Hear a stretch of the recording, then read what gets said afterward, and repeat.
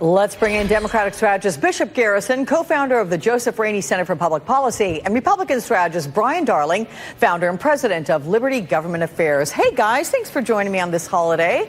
I appreciate seeing you both. Easter. All right, let's start with you, Bishop, here, because House Democrats, as you know, are holding a call tomorrow. They're going to discuss their next steps. Is this, do you think, building a path towards impeachment, even if they aren't there yet, as Elijah Cummings said? Good morning, Alex. Well, I think it's quite possible. What we have to look at within the Mueller report, the big takeaway from this is there are possibly 10 different instances of obstruction efforts by the president. There seems to be a lot of smoke here, and the Mueller report leaves it to Congress to determine whether or not there's actual fire. What we have to determine is whether or not this obstruction actually happened. These are crimes that can be considered high crimes and misdemeanors. Is that the case? You do have a path potentially towards impeachment, but Mueller played, Special Counsel Mueller, I should say, played the role of finder of fact. He did not play the role of providing any additional type of legal theory here. So it's up to Congress to determine whether or not there is an argument for impeachment. Well, let's get some numbers here, Brian. I'm going to reference a new poll. It's from Reuters Ipsos, and it was conducted after the release of the Mueller report. It's looking and seeing that opposition to impeaching the president has dropped by 7%, and then you add the number of Americans who are on the fence about it, that's up 6%. So should Republicans take the threat of impeachment more seriously? Because it would appear public support for the president might be weakening. I don't think there's any chance the president gets impeached. I think the Democrats will try and use this process. They're already moving the goalposts and making believe the redactions are too much. They want the underlying documents for the Mueller report. The Mueller report for them wasn't enough. The president has said that he's been cleared, no obstruction, no collusion, and he's correct. I mean, it is ultimately, it's true. I do agree with Bishop. It's up to Congress to make these determinations. High crimes and misdemeanors, that decision resides with Congress, and Congress will make that decision. But I can't imagine that Congress is going to come to any conclusion, especially politically, when you have the Senate controlled by Republicans. But ultimately, if you look at this report and read this report, we see a president who is angry, a president who was really upset that he was being investigated, and rightfully so. And then the ultimate conclusion was that he didn't do anything wrong. Alex, if I could just add quickly off of what Brian said, ultimately collusion, is not in and of itself a violation or a necessary crime. The obstruction is. And of course, the individual that's under potential investigation who has been very public about his feelings on the report is going to say that there was no collusion, and he's going to use this opportunity to say that it shouldn't be further investigated. We don't let people who are potentially guilty of crimes determine whether or not they're actually investigated for the crimes. So that's something that we need to really be clear on. So then, Bishop, do you think the Mueller report makes it clear that the president indeed did things that were wrong? And if so, do you think he's got to face some sort of accountability? I mean, if not impeachment, there's been talk about censure.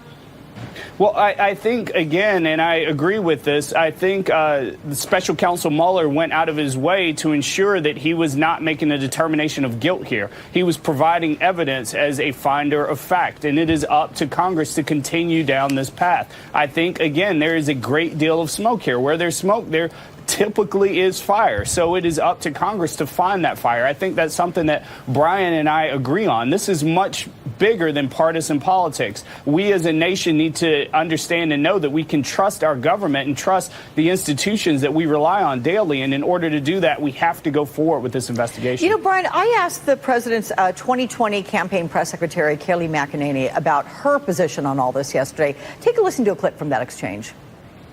The Republican Party feels incredibly vindicated. The senators and congressmen, by and large, stand together behind the president because there was no collusion. Do any of the president's people recognize that he did some things that were at the very least troubling? No, because, first of all, prosecutors aren't in the business of exoneration. How about you? Can you admit that the president did some things that were troubling at the very least?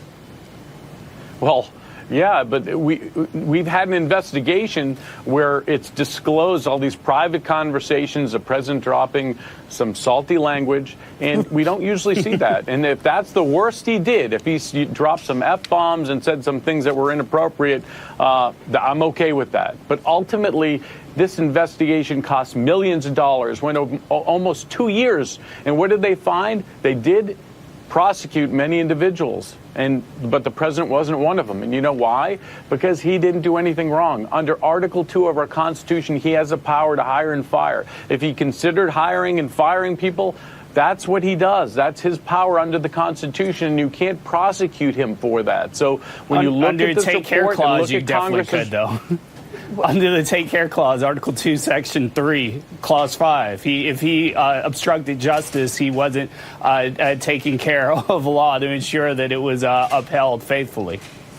But his power under Article 2, he has the power to hire and fire. It's indisputable. And how do you obstruct justice when there's no underlying crime? There isn't even an allegation of an underlying crime because collusion with Russia, as bad as it is, it's not criminal. We need to determine whether there was underlying crimes that were actually taking place, and that's up to Congress. Guys, and Congress will fish away, and they'll fish away and try and find something. I want to get back to what Kayleigh McEnany said, springing all the Trump camp talking points. The New York Times is reporting on the significance of the commentary like that for the president. And it says Mr. Trump had not read the document himself, according to people close to him. That means that the fates of the witnesses will depend in the coming days on how they are portrayed on television and how friends and advisors tell Mr. Trump, who is spending the weekend at his Mar-a-Lago club in Palm Beach, Florida, about the report. What do you make of that? Both of you. You first, Brian. Well, I think that this is going to be shaped a lot by the media and how individuals involved in the report, how they respond to it, how they talk publicly. I mean, I don't think many Americans are going to sit down and read the 400-plus pages of the report. Unfortunately, me and Garrison probably were stuck doing it over the last few days. But most Americans aren't going to do it. They're going to read the New York Times. They're going to read the Washington Post. They're going to watch cable news, and they're going to gather their information like that. And the president is obviously watching very closely. He's trying to see how this is spun, and we'll see if the American people, what their judgment is, because ultimately they're going to matter. They're going to vote in 2020 on whether he did something wrong or not. Also, ultimately, Bishop, wouldn't whatever the president has to say about the report have a little more validation to it if he'd read the darn thing? I typically would agree with that. That ignorance is not going to be an excuse in this. And in order to be educated on the report and in order to actually comment on it from an educated perspective, you need to read it and you need to find out what's in it and understand. Especially if someone is telling you that you're potentially guilty of crimes. I would hope that the president would take this opportunity over the next few days to actually sit down and review it with his staff and understand what's actually in it and be properly informed in it. But honestly, we have seen this president go through other situations in which he doesn't take that advice and that counsel. He specifically pushes against the idea of being informed on a lot of these different issues he has to make decisions on. So I'm not confident he's going to do it now. That way. All right, Bishop and Brian. Guys, good to see you both. Thanks so much. Happy holiday. Happy holiday. Where to go from here?